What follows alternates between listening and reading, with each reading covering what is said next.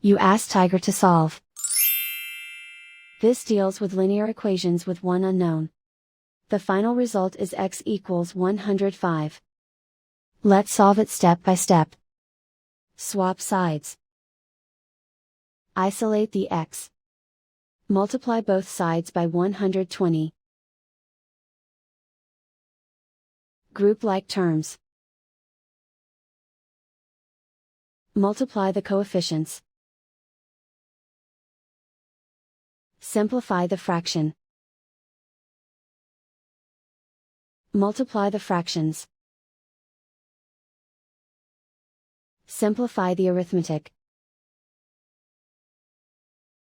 And so the final result is x equals 105.